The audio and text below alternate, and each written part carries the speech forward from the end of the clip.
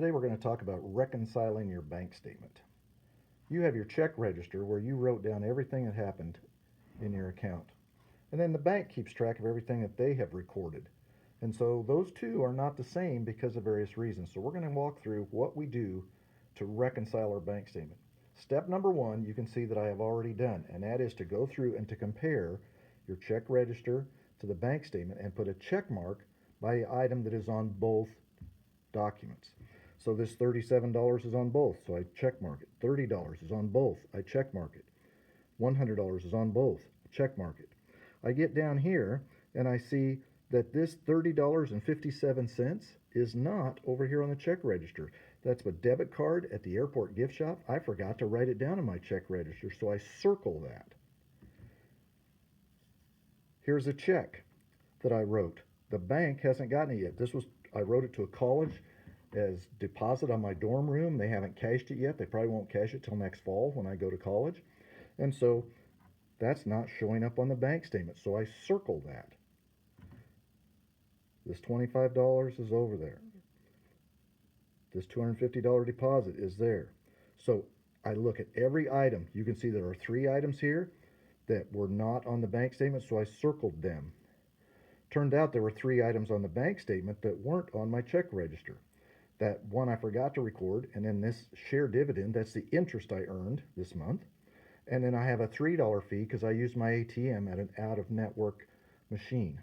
And so they charged me $3 for that, so I have to circle it because it's not on both. So step number one, compare the 2 documents, check mark what's on both, circle what is not on both. With step number 2, what we have to do is we have to add the missing items to the check register. So I look at my check register. One of the missing items, the first missing item here, was that ATM machine at the airport. So I've got to take $30.57 out of my account. So I'm going to write that down. The debit card at the airport, $30.57. Figure my new balance. Next thing I see is that interest. Oh, I need to add that interest to my account.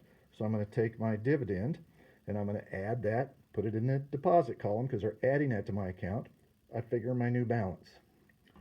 And then I have the $3 fee for being out of network.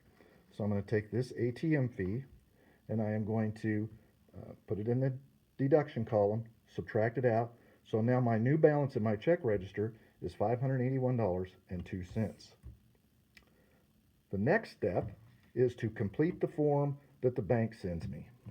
The bank sends you a form when you get your bank statement, and that form looks like this. Now, every bank has a different looking form, so it may not look exactly like this, but it's got the same kind of things on it. The first thing it asks is the balance on the bank statement. When I look at the bank statement down at the bottom, it gives me 2 different balances. My balance at the beginning of the month and then my balance at the end of the month. I write down the ending balance on the bank statement. So I record that number.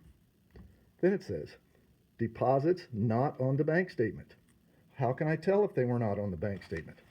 If they're not on the bank statement, that means they're on the check register, and I circled it because it was not showing on the bank statement.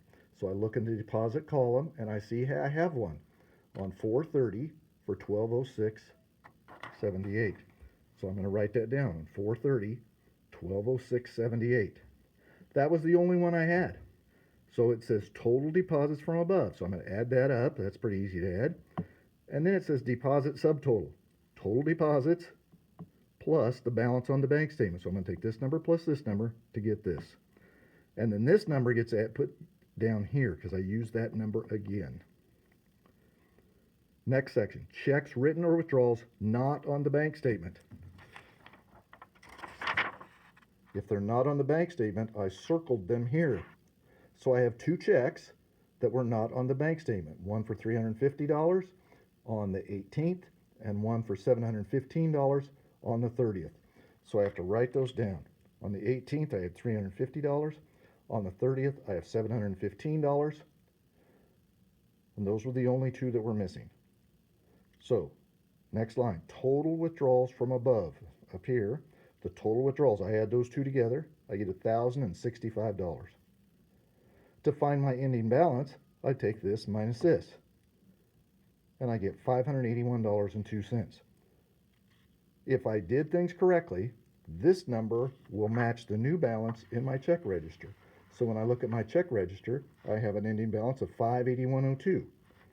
581.02, I did things correctly. So my books are now in balance. Follow those steps exactly, and you will bring your checkbook up to date.